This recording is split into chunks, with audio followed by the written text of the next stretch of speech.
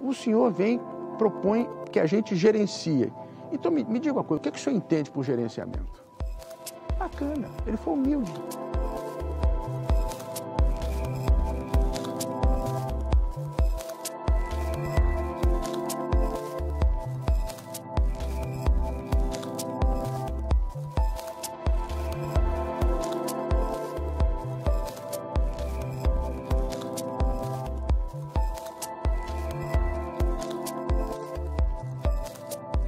O planejamento de estratégia é como se fosse uma seta, assim, hoje aqui e futuro lá, né?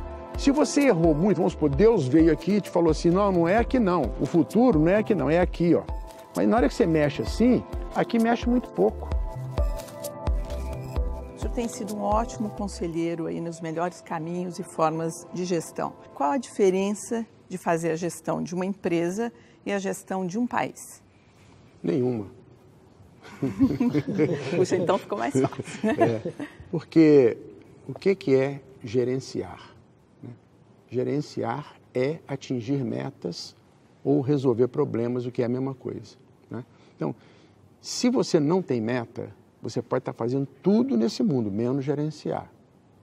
Você pode estar reagindo aos acontecimentos, correndo para lá e para cá, mas você não está gerenciando. Gerenciar é ter uma meta e fazer planos de ação e tomar todas as medidas necessárias para atingir essa meta. Isso é que é gerenciar, né? E o nosso país, toda a área pública do nosso país, ainda sente muito a falta disso, né? Se você, eu não tenho essa medida, mas eu acredito firmemente que se você perguntar hoje a cada funcionário público no país, a cada ministro, a cada governador, a cada prefeito, qual é a sua meta, entendeu? Quais são suas metas? Secretários de saúde, qual é a sua meta? Eu creio que nós vamos ter aí pelo menos 90% que não tem meta. E se não tem meta, não tem gerenciamento. Simplesmente isso. Então, veja só, a área educacional no Brasil, né, foram criados os indicadores. Então, você tem IDEB, você tem o Enem e você tem o indicador internacional, o PISA. Muito bem. Depois que esses indicadores foram criados, né, a educação mudou. Porque agora todo prefeito sabe como é que está a situação no município dele. Cada diretora de escola sabe como é que está a educação em sua escola comparada com as outras. Cada governador sabe como é que está a educação em seu estado. E começam a ser cobrados por isso, né? Então, aí sim você passa a ter gerenciamento. Então, o Ministério da Educação coloca metas sobre o IDEB, coloca metas sobre o Enem, né? Então, isso muda tudo. A gente pode até não estar satisfeito. Os indicadores podem até melhorar, né? Isso, podemos melhorar os indicadores e nós podemos até não estar muito satisfeitos com a velocidade com que as melhorias são feitas, né? Tudo isso é compreensível, mas elas estão sendo conduzidas, né? Ninguém duvida de que a educação no Brasil está melhorando, de pouco a pouco, mas ela está melhorando. Poderia ser mais rápido? Poderia, mas está melhorando. Agora, nós não temos possibilidade de falar o mesmo sobre saúde e segurança. Segurança talvez um pouquinho num estado ou no outro, mas a gente não tem essa segurança, né? Não sinta essa firmeza, então não tem gerenciamento. É só isso, né? É só isso, mais nada. Agora, o senhor está dizendo que as metas, elas, na verdade, elas são o balizamento de uma administração pública e é isso que faz a gente chegar aos objetivos finais, é isso? Sem dúvida. Não, e tem mais. Por exemplo, você estabelece meta sobre indicadores. Eu posso te garantir que pelo menos 70% da área pública brasileira não tem nem indicador. São indicadores, né? Gráficos com indicadores que você vê se a coisa está indo bem ou mal, entendeu? Então, por exemplo, na hora que você fala assim, eu vou ter uma meta de inflação. Opa, então aí tem gestão. Tá certo? Então você tem uma gestão financeira na hora que você começa, na hora que você coloca uma meta de inflação, né? Então, isso é que é gerenciar, né? Mas nós sentimos muita falta de tudo isso. Por exemplo, a área de saúde, né? Eu imaginei que ela seria uma prioridade do governo. Então, a nossa organização, nós fizemos um pequeno investimento aí e para delinear o que seria um sistema de saúde brasileiro, né? E aí você desenha o sistema de saúde e você vê as partes dos sistemas que interagem com a população. Ou seja, ali estão as funções do sistema de saúde. Então, sobre essas funções é que você tem que estabelecer os indicadores. Então, por exemplo, sistema de saúde você tem uma ala, que é a ala preventiva, todos os programas de saneamento, vacina e tudo. Então, essa é a ala preventiva, e você tem uma ala corretiva, que é a ala dos postos de saúde, hospitais, etc. Tudo isso servindo à população. Nós temos indicadores de saneamento básico, né? Então, indicadores de doenças, indicadores dessas coisas todas, na área de saneamento, não sei. Na área do corretivo, nós temos indicadores para os nossos hospitais, postos de saúde, né? Então, isso é o primeiro passo, é saber onde é que está o foco. Uhum. O foco está na população, é óbvio. Eu criei um sistema para servir a população. Com a experiência de alguém que já passou pelo setor público, eu concordo plenamente com o ponto, né, de que a gente precisa de muito mais indicadores para que eles, né, pauteiem a gestão e permitam que a gente desenhe as metas.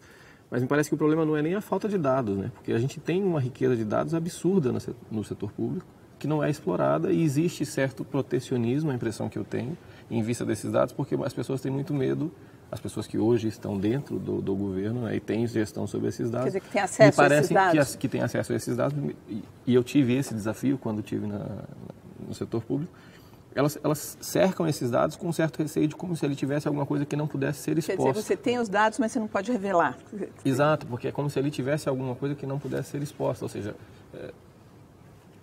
A gente tem agora, né, a lei de acesso à informação. Eu não sei se isso vem sendo de fato implementado pelo governo como deveria. Mas né? mesmo que você abra os dados dentro do governo, se você fizesse uma gestão baseada em metas e indicadores que usam esses dados como norte, a sua gestão seria mais eficiente. Eu vou te dar um exemplo bem prático. O serviço 156, que é muito conhecido, que você liga para a prefeitura para solicitar uma tapa-buraco, uma poda de árvore, o que quer que seja. Em Belo Horizonte, a prefeitura gasta por ano mais ou menos 10 milhões de reais só com poda de árvore. Tá? E aí a gente teve, em um determinado momento, uma crise em que a prestação desse serviço era ineficiente, porque a prefeitura cedia o dado para o prestador de serviço, e o prestador de serviço ele fazia a poda sem qualquer planejamento estratégico de como aquele serviço ia ser feito. Serviço básico de prestação de serviço para o cidadão. E aí, quando eu fui pegar a base de dados para ver, a base de dados é muito rica, porque o cidadão liga para a prefeitura, ele pede a demanda daquele serviço e você sabe exatamente o endereço onde ele pediu, o prazo, quem é o gerente responsável, e toda aquela informação está ali dentro. O senhor mas sente não é isso? utilizado. Então, enfim. O professor quer dizer que, como ele está dizendo aqui, as informações, os dados existem, mas não existe um fluxo com essas informações? Pois é. Você vê o seguinte, as áreas do Estado brasileiro que são bem organizadas, né? Dispõem de recursos, podem criar as coisas. Você pega a Receita Federal, por exemplo. Eu tenho até orgulho na hora que eu faço o meu imposto de renda. Né? Porque nós somos muito avançados, né? Quer dizer, talvez tenhamos sido um dos primeiros países a fazer declaração de imposto de renda totalmente digital. Não é? Então, dá para fazer um negócio bem feito? Dá para fazer bem feito. Né? Agora, essa questão de dados e informações, eu acho isso assim... É só entender o seguinte, o governo, como o nosso corpo, tem vários sistemas, né, para servir a população. Esses sistemas são montados para servir a população, para mais nada. É para servir a população. Se não estiver servindo, pode acabar com o sistema todo e despedir todo mundo, porque não serve para nada. Ele só serve se for para servir a população. Então, você tem um sistema de segurança para servir a população. Você tem um sistema de saúde para servir a população, um sistema educacional para servir a população. Então, se você desenhar esse sistema, desenhar que eu digo é o seguinte, fazer os fluxogramas, colocar os posicionamentos das caixinhas todas, né? E aí você vai ver quais são as partes desse sistema que interagem com o público. Ali você cria os primeiros indicadores, entendeu? Esses indicadores aqui têm que ser públicos. Quer dizer, o balcão, né? Eles são riquíssimos. Porque é ali que o povo tem que saber se ele está bem servido ou não. É ali, na ponta. Esse tem que ser aberto. É um termômetro, né? Total. Eu costumo até fazer uma diferenciação, acho que o senhor vai concordar, entre um dado e um indicador, né? Eu acho que são coisas bem diversas que às vezes as pessoas confundem, né? Porque um dado é uma coisa crua, certo? Um dado é um número E como é que a gente converte esse número numa medida de eficiência? É exatamente o processo que a gente transforma o dado num indicador, né? Eu acho que o indicador, ele de certa maneira, tem que capturar alguma medida de qualidade, né? E acho que esse trabalho de criar o indicador é um trabalho muito importante, né? Como é que o senhor acha que isso deve ser feito? Um indicador deve ser sempre uma medida de qualidade. Você sabe o que significa a palavra qualidade? Eu vou te responder. Significa satisfação das pessoas. Então, o indicador, ele está sempre junto às pessoas a qual o sistema está servindo. Por isso é que são indicadores de qualidade, são indicadores de satisfação. Será que a nossa população está satisfeita com o serviço de saúde? Será que a nossa população está satisfeita com o serviço de segurança? Será que a nossa população está satisfeita com o serviço de educação? Então, se não está, é porque não tem qualidade. Entendeu? Ali é que tem que ter os indicadores. Por isso que o Enem é um indicador certo? É. O IDEB é um indicador certo? É, porque mede o que está acontecendo com quem está recebendo o produto do sistema. Né? Quando você começa a mexer com o pessoal da educação, a gente sente que, eu diria assim, 70%, 80% do que está sendo feito hoje na área de educação é em função de IDEB e Enem. Em função de IDEB e Enem, entendeu? Então, e existe uma crítica muito forte, por exemplo, no caso do Enem, né? A gente tem diversas pessoas, diversos institutos criticando uma certa, vamos dizer, uma corrupção do indicador em si, né? Que as pessoas acham que a prova do Enem, ele, por exemplo, é uma doutrinação muito forte ou não mede exatamente as capacidades que deveria medir. Como é que a gente trabalha com essa questão do indicador em si ser corrompido por motivo político? Não é bacana que haja essa discussão? Eu acho bacana. Essa discussão só existe porque tem o Enem, certo? Agora, por que essa discussão não existe na área de saúde? É porque não tem nenhum. Por que essa discussão não tem na área de segurança? É porque não tem nenhum. Você não tem nenhum dado para criticar, nenhum indicador para criticar. E aí é o ponto que o Gustavo até ressaltou, que eu estava dizendo, dado a gente tem, a gente não tem indicador. Agora, qual que é o inimigo da boa gestão? Eu vou te contar uma coisa aqui. Eu sou fã de um cara chamado René Descartes. Aliás, eu tenho vários amigos que são falecidos, né? O René Descartes é um. Ele faleceu em 1600 e pouco lá. Mas o René Descartes foi um cara extraordinário. Ele criou o método, né? E o método que ele usou, que era o método que ele usou foi para fazer a revolução na filosofia, né? Ele falava na época que a filosofia da época era uma coletânea de opiniões. E filosofia tem que ser só a verdade, né? Então, começando por aí, foi criado o método, né, que nós seguimos. Né? O método é o caminho para você chegar à meta. A palavra método vem do grego meta mais odós. Né? Meta é o ponto a ser atingido e odós é o caminho. Então, o método é a essência do gerenciamento. Então, quem criou gerenciamento no mundo foi um cara chamado René Descartes, certo? Ao criar o método. E com isso ele revolucionou toda a filosofia. Então, é um negócio lindo, maravilhoso, né? Agora, naquela época, o René Descartes já falava o seguinte, que o bom senso, que a turma que reagia ao método era a turma que tinha o bom senso, né? E que não queria usar o método, porque o método dá trabalho, você tem que buscar qualquer verdade, tomar ação em cima da verdade e tal, né? Então, naquela época ele falava assim, o bom senso deve ser o bem mais bem distribuído do mundo, porque ninguém quer ter mais bom senso do que já tem, ou seja, todo mundo acha que já é o máximo. Está bem servido, né? Então, a pessoa chega num cargo de ministro, de presidente da República, então não sabe nem o que é meta. Não é? Não tem nem ideia do que é meta. Então, esse é que é o problema. Né? E acha que gerenciar é só sentar na mesa e dar ordem, entendeu? Não tem nada a ver uma coisa com a outra. Né? Tem até um fato interessante. Uma vez nós fomos convocados para fazer um trabalho no Ministério, o nome do Ministério, acho que é o Ministério que lida com Bolsa Família, essas coisas. Né? Desenvolvimento Social? Acho que é Desenvolvimento Social, né? Na época era o Patrus Ananias, que eu fiquei conhecendo, é uma pessoa extraordinária, fiquei amigo dele. Né? O Patrus estava com a equipe dele na mesa e ele virou para mim e disse, professor, primeira coisa, antes de mais nada, nós aqui já gerenciamos o Ministério. O senhor propõe que a gente gerencie. Então me diga uma coisa, o que o senhor entende por gerenciamento? Bacana, ele foi humilde de perguntar, tá certo? Aí nós explicamos, acabamos fazendo um grande trabalho no Ministério, ele ficou muito satisfeito, ele ficou tão satisfeito que nós o convidamos para ele apresentar num de nossos eventos anuais o trabalho dele. Ele foi lá e apresentou, entendeu? Então, esse é que é o grande problema, é o bom senso. As pessoas acham que para gerenciar, basta o bom senso. Para ser presidente da República, basta o bom senso. Para ser ministro, basta o bom senso, entendeu? Não é bem assim. Mas não é mesmo. Então, por isso é que o Estado é importante, né? Porque se você tem um Estado e você treina as pessoas do Estado a trabalhar com metas, a trabalhar com método, então quem vem, de fato, não precisa saber não. Basta que ele lidere o movimento de se atingir metas. Basta que ele coloque as metas na direção que a política que ele defende seja melhor, entendeu? Aí a turma vai para aquela direção. Então, esse é que é o ponto. Ele não precisa entender nada, basta que ele coloque na direção certa. Professor, o senhor falou do Estado. Na sua visão, qual a diferença entre Estado e governo? Eu ia até dizer isso, que nós estamos entrando num capítulo interessante aqui sobre a organização do Estado e o que a influência do governo nesse aspecto.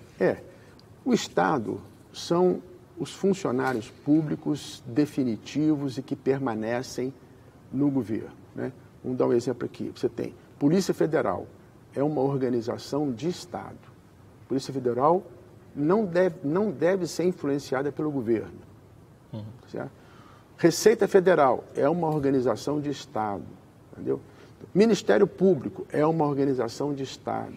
Então, por exemplo, nós deveríamos ter o Ministério da Saúde, todo o corpo do Ministério da Saúde, sendo uma organização de Estado, né? Com suas carreiras estabelecidas e tudo mais, progresso, regulamentos, leis. Então, por exemplo, eu defendo que os nossos ministérios, o secretário executivo do ministério seja um cargo de carreira de Estado e o ministro seja um cargo de governo. Né?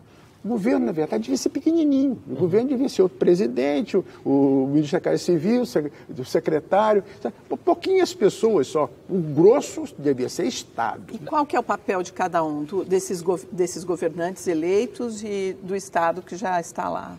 Boa pergunta. O papel é o seguinte, o Estado cumpre a operacionalizar, cumpre executar, né? Agora, ao governo cumpre dar a direção. Política é direção, não é operação. Então, por exemplo, o Estado está sendo direcionado, está sendo governado por políticos de direita. Então, eles têm certas prioridades, né? Então, eles vão falar assim, não, aqui a meta vai ser essa nessa direção, aqui a meta vai ser essa nessa direção, que essa é o que o nosso partido quer. Então, o Estado vai naquela direção, né? Agora,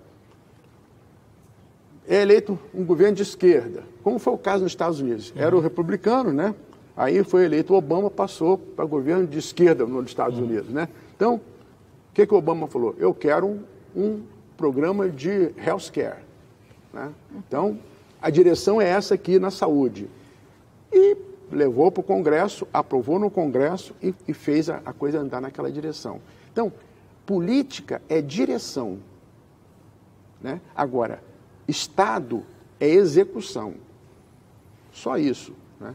Cada um cumprindo com as suas funções. E quando o senhor fala isso, me remete isso de relações internacionais, então o Itamaraty, de certa forma, tem um pouco desse desenho, né? É uma instituição o Itamaraty é uma instituição de Estado, né?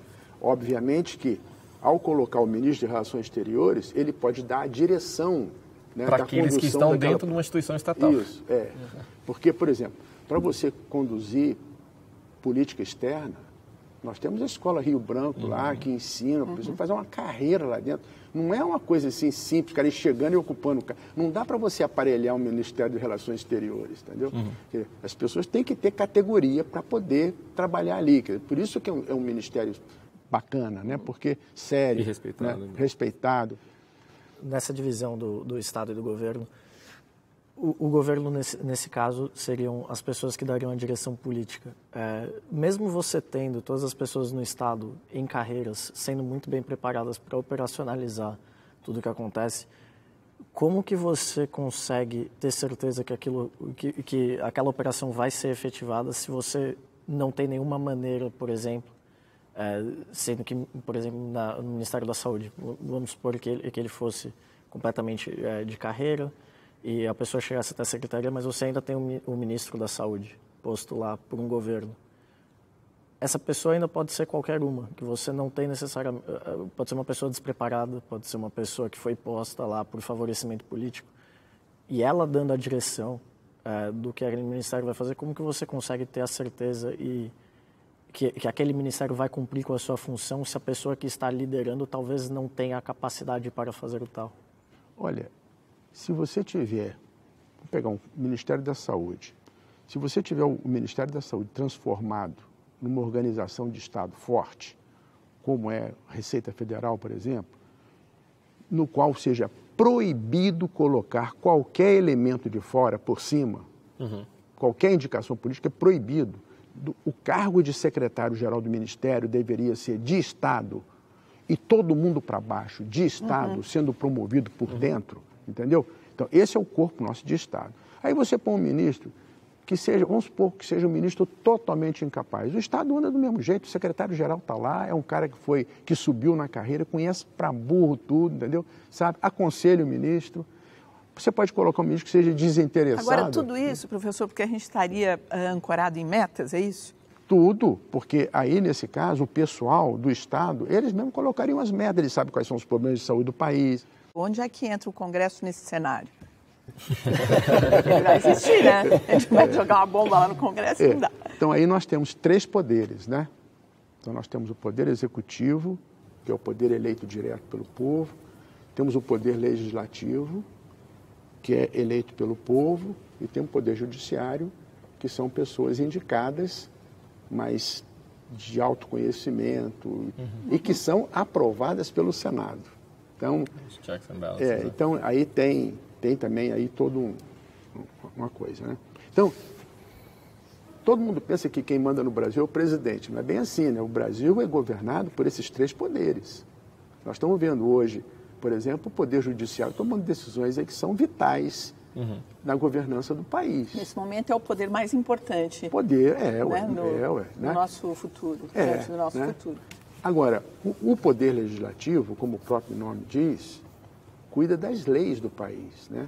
Leis que têm que ser obedecidas por todos e essas leis são zeladas pelo Poder Judiciário, não é? Então, é tudo dentro desse equilíbrio. Agora, nós temos muitas coisas erradas e não nos cabe aqui criticar, né? Mas, por exemplo, uma pessoa que é senador, foi eleito para ser senador, seja senador. Ele não precisa ficar pensando em ir ser ministro, né? Usando aquilo como trampolim para alcançar outros. E aí enfraquece o nosso Senado, porque quem vai substituí-lo não foi eleito, é uma pessoa que nunca viu política na vida. Dizem que 30% do Senado é assim, são substitutos. Suplentes, né? Suplentes, né?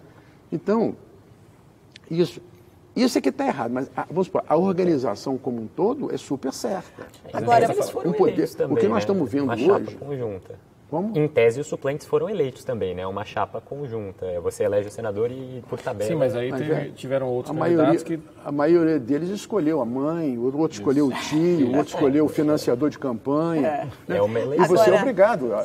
Não é eleição, isso aí o cara me impôs, eu fui obrigado. Se eu votei numa chapa de um partido, eu fui obrigado a aceitar aquele cara por lei.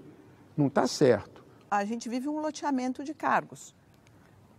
Não é? Na política, os cargos são todos, não por mérito, mas por loteamento, por o toma lá da cá. Então, a gente teria que mudar o sistema político para a gente viver dias melhores no Brasil? O toma lá da cá deu no que deu. Então. Né? Na hora que a Operação Lava Jato levantou a cortina, aí todo mundo viu o que é, como é que é. Mas a gente corre o risco de ter uma repetição, se a gente não muda o nosso sistema político, onde a gente tem esse Estado forte, como o senhor está nos ensinando aqui? Maria Cristina, você agora tocou no ponto certo.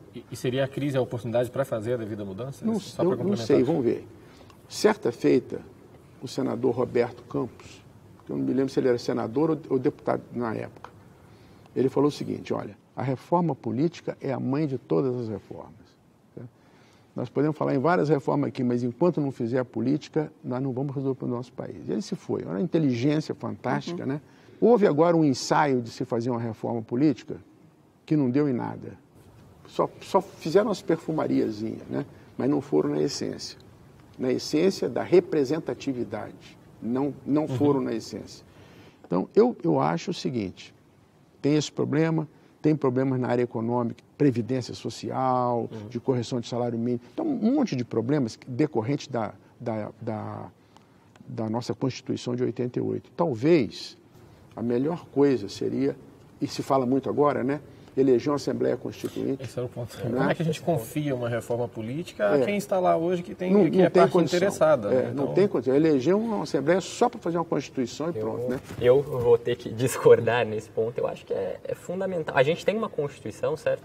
Que não nos permite fazer isso. Eu acho que existem maneiras que respeitando essa Constituição que já existe, a gente consegue implementar mudanças muito parecidas, se não exatamente como a gente está propondo aqui hoje. Eu não acho que existe essa necessidade da gente subverter completamente. Foi tentado agora.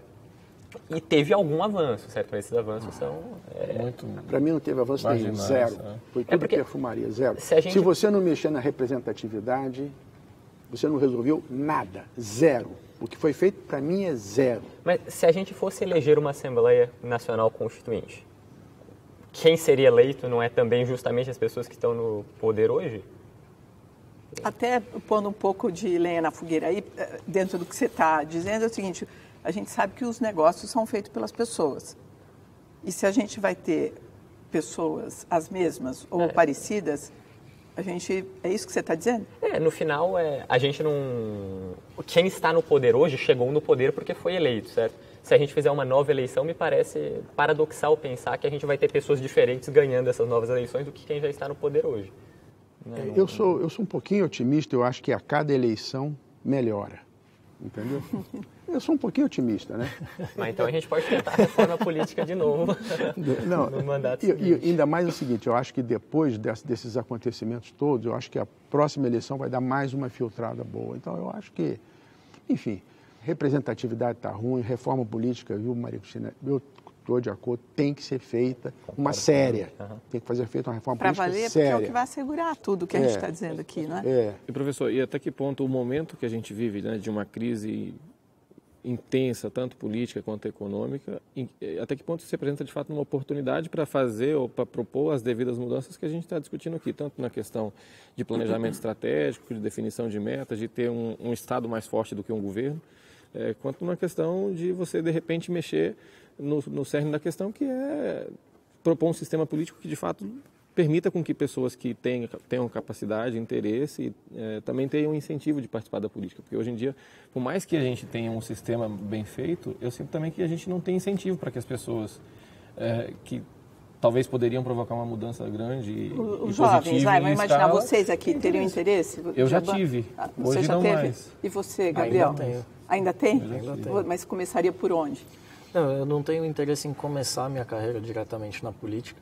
Tenho interesse de tentar ver boas práticas do setor privado primeiro e fazer a minha vida dessa maneira. Entender as boas práticas, como é tudo gerido e o que eu posso transferir para o setor público para ir começar uma carreira no setor público, levar essas boas práticas e tentar implementar elas de uma maneira que consiga fazer uma mudança um pouco maior.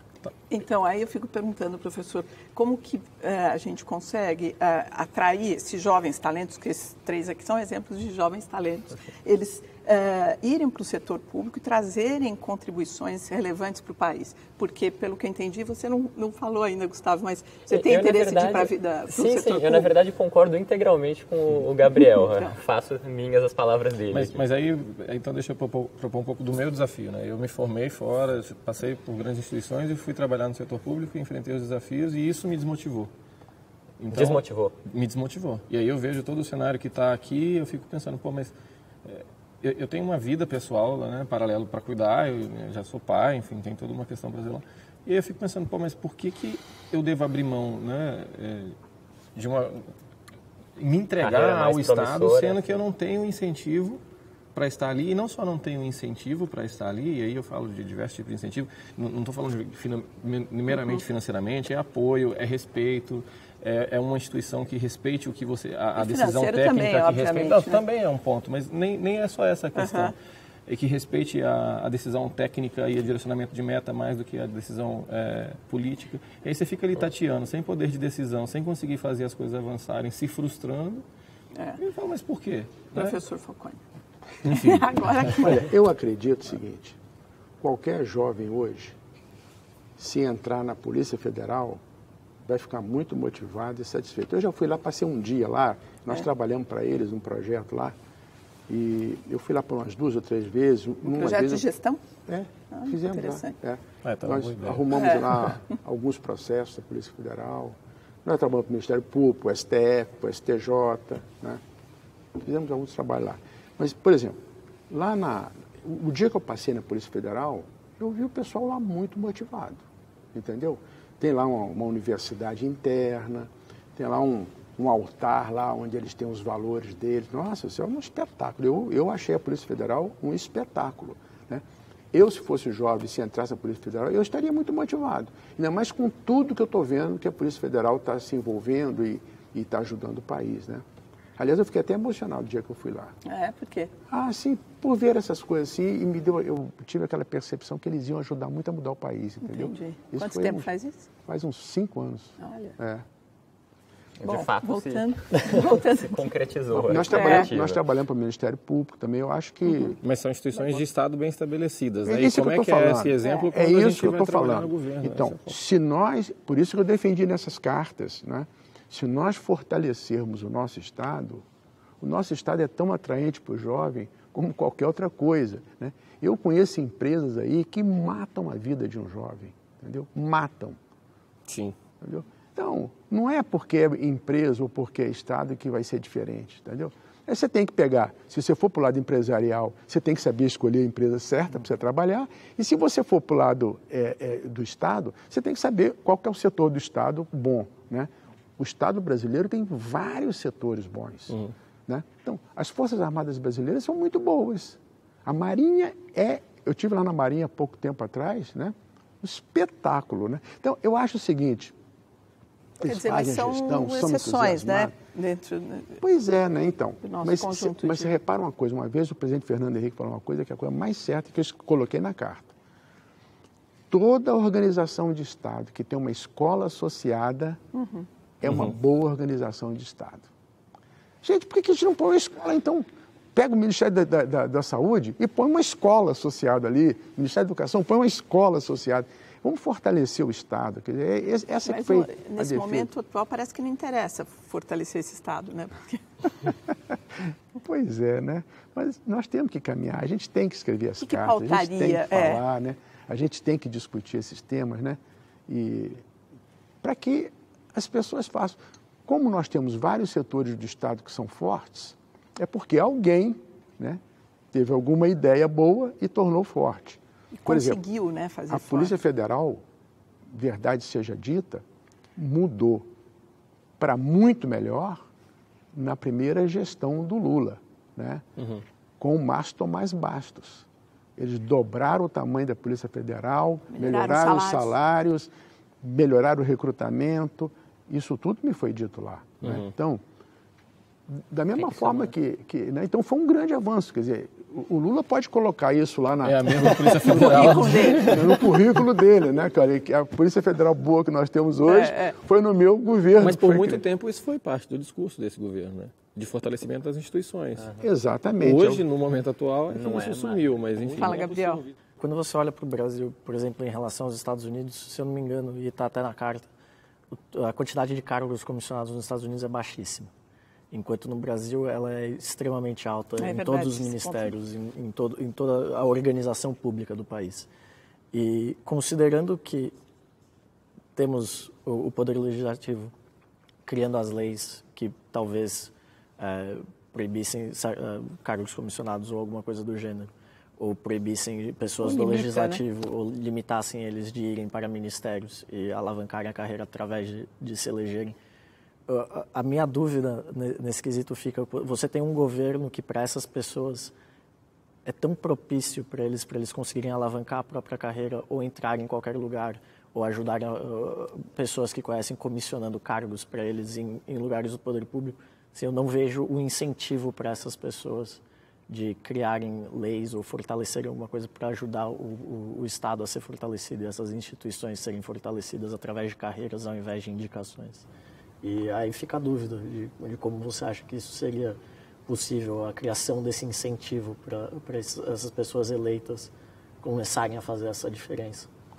Olha, eu acho que um certo número de cargos comissionados, pequeno, vamos supor, o ministro assume o ministério, ele quer levar ali 2 ou 3 pessoas que ele conhece, que tem confiança para trabalhar. Eu acho isso muito normal, Sim. né?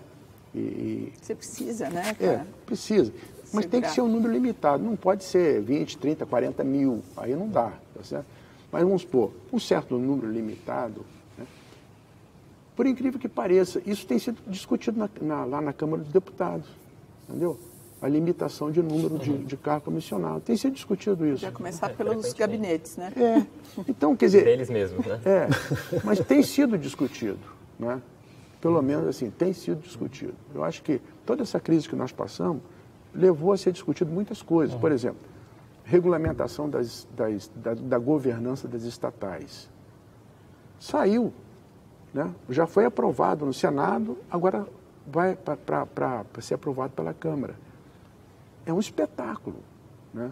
Limita, a pessoa para ser do conselho de uma estatal tem que ter no mínimo 10 anos de experiência empresarial e tal, não pode ser do governo, não pode ser de partido político, tem um monte de limitações. Mas sem querer ser cético, professor, mas as manifestações de 2013 também levaram a um grande nível de discussões que depois efetivamente não viraram nada. Meu ponto sendo, hoje a gente de fato concorda que a crise gera muitas discussões, e isso é importante, as pessoas estão se educando mais politicamente, mas ainda tenho receio de que a gente vai virar a página de alguma forma, seja da forma que for, o impeachment, um novo governo vem aí, e aí o gigante adormece novamente, né? Eu queria só fazer uma ressalva com relação à questão dos cargos em comissão, né? Que é absolutamente verdade, concordo 100% com o senhor, que a gente tem muito cargo comissionado. Agora, é só importante, às vezes, a gente não olhar para esses números absolutamente, comparando o Brasil com os Estados Unidos, porque o que acontece? Aqui no Brasil, os cargos de provimento efetivo, eles só são providos por concurso público, né? Enquanto que isso não é verdade nos Estados Unidos. Então, às vezes, um dos motivos pelo qual lá a gente tem muito menos cargo comissionado é que a pessoa pode ser indicada para o cargo efetivo, né? Então, isso muda um pouco a figura. É verdade que a gente tem muito aqui, mas eu acho que se a gente fosse padronizar por essa diferença, né, o fato de lá poder ser indicado diretamente para o cargo efetivo, não daria mais essa centena de vezes que a gente tem hoje. Né? Mas é verdade. Mas independente do modelo de indicação, a pessoa que está no cargo efetivo, ela tem uma certa independência ao governo que está no... Ela tem, sim, claro. Mas eu acho que esse é o... Mas eu acho que um dos motivos pelo qual a gente tem muito cargo comissionado é que a forma de acesso aos cargos públicos de provimento efetivo é uma forma bastante onerosa, né? Concurso público é um negócio difícil e o governo às vezes não consegue indicar pessoas ideologicamente afeitas. Isso faria parte do que eles estão dizendo aqui, professor, do cardápio de mudanças para afinar um sistema eficiente de trabalho? Isso o quê? Isso que os meninos estão falando. Os meninos é bom. A questão do concurso público é uma discussão à parte, né? Se isso é realmente a melhor maneira de provimento de cargo ou se deveria ser a única maneira, né? Como é hoje. Eu defendo. Eu acho que o nosso sistema, sob esse aspecto, é bom. Né?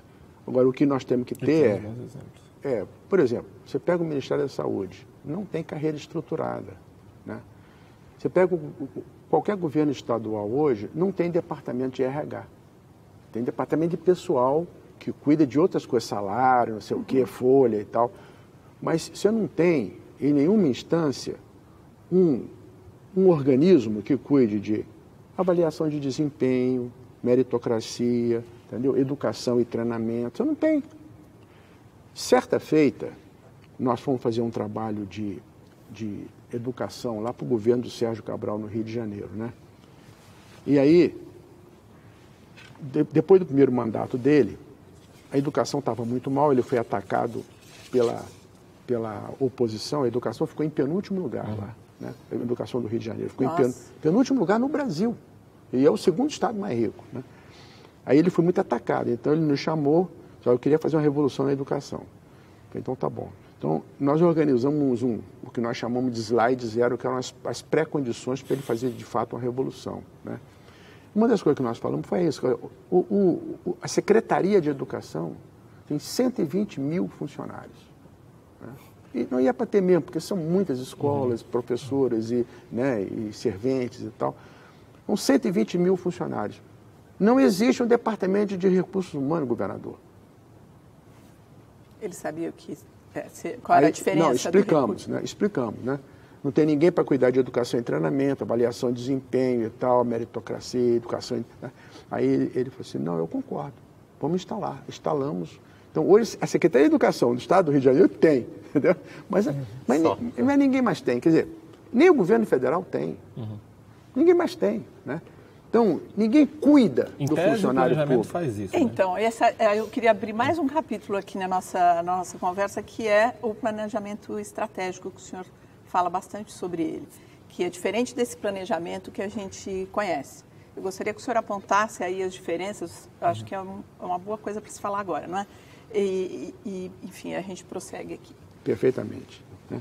O que nós reclamamos é o seguinte, o Brasil não tem um planejamento estratégico do país como um todo para os próximos, o ideal seria 20, 30, 40, 50 anos, né?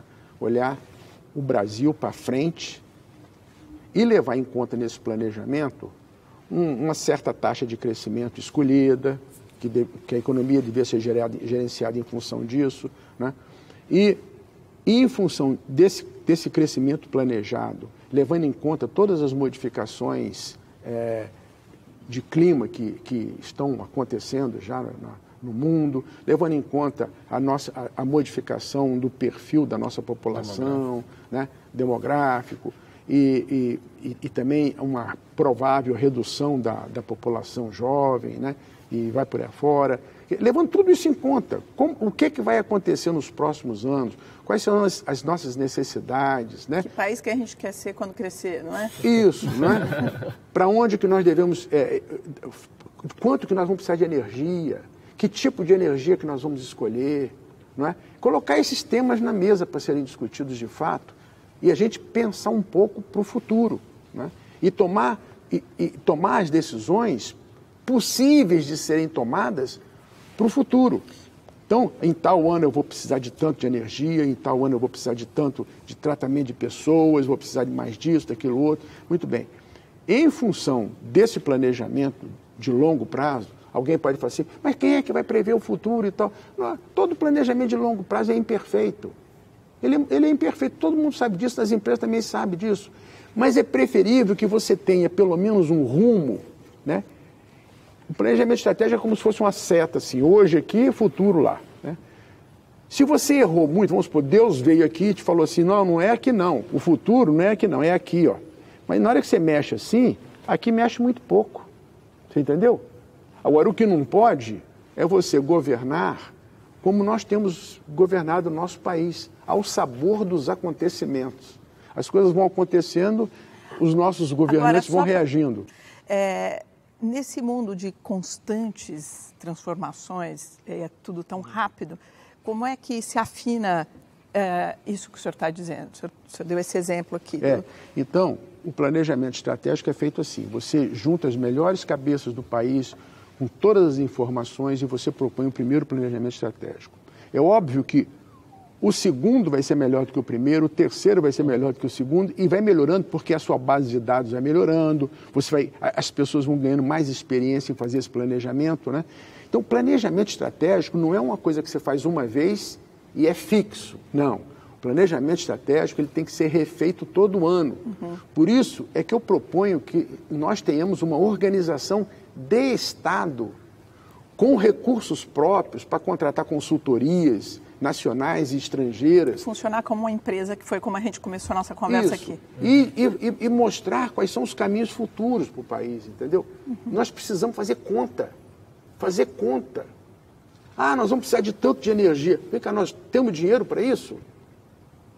Que tipo de energia que nós vamos querer? Como é que vai ser? Então, esses temas têm que ser discutidos envolvendo nossas universidades, o melhor que a gente tiver de cabeça no país. Nós não temos nada disso. Criou-se uma Secretaria de Assuntos Estratégicos, as pessoas ficam fazendo estudos específicos, não interessa, foi trabalho jogado fora.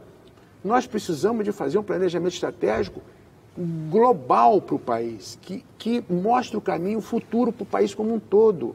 Agora, a partir desse, então, você faz planejamento energético, planejamento de cada estado, planejamento das cidades, é tudo em função do grande, né? Mas, de uma maneira geral, falta muito planejamento no país. É por isso que não tem gerenciamento, porque as metas decorrem do planejamento estratégico. E como não tem planejamento estratégico, não tem meta. E não tendo meta, não tem gerenciamento. Quer dizer, a gente não sabe onde quer chegar. Não sabe onde quer chegar. Gente, para encerrar, passo rápido, né? Eu fico assim, voando. Gabriel, para encerrar, por favor. Eu acho que a melhor parte dessa discussão foi apontar como a falta de planejamento no governo não deixa as pessoas certas serem colocadas nos lugares certos para a gente conseguir gerenciar o país e efetivamente conseguir fazer o Brasil crescer e ter toda essa estrutura a longo prazo que qualquer governo que seja eleito não consegue efetivamente arruinar essa estrutura. E no momento a gente não tem isso. Eu acho que a nossa discussão possivelmente de fortalecer o Estado, tanto em todos os ministérios, deixar só alguns poucos cargos para serem colocados pelo governo, mas sim o resto, fazer um concurso, fazer uma carreira, onde você vai lá por meritocracia, você vai lá pela sua vontade de trabalhar, pelo seu conhecimento daquela área. Okay. Aí sim eu acho que você consegue montar um país que você consegue ter um planejamento a longo prazo sustentável, não importa o governo que esteja no poder. Duval, rapidinho, por favor. Eu levo muito dessa discussão o dilema que a gente está vivendo no país de desconfiança do Estado e do governo ao mesmo tempo, né? O governo desconfia do Estado, o Estado desconfia do governo e a população desconfia dos dois. Então, é muito como eu me sinto hoje, né? A gente fica, mas onde vai, como é que a gente vai sair dessa situação em que todo mundo desconfia de todo mundo, né? As instituições têm de ser virtuosas, né? Como já diziam, mas se eu puder fazer algum tipo de consideração nesse ponto, né? Um desconfiando do outro e o cidadão desconfiando de todos, e aonde a gente está caminhando. Gustavo, para encerrar. Eu concordo plenamente, eu também acho que o Estado e o governo têm muito a aprender, né, com a gestão das instituições privadas, das empresas. Eu só coloco novamente aquela ressalva que eu fiz aqui no meio, que eu acho que esse processo certamente exige uma mudança política, certo? Exige uma reforma política, e a gente não pode fazer esse processo atropelando as leis e a Constituição do país. Eu acho que mesmo a mudança tem regras e o jogo democrático, né, tem que ser exercido dentro dessas regras. Mas eu acho que nesses limites, eu acho que a gente tem muito a aprender com as instituições privadas e acho que é fundamental a gente conseguir implementar isso o mais rápido possível. Professor Falcone, um pouco de otimismo, porque o nosso público também é muito jovem. Por favor.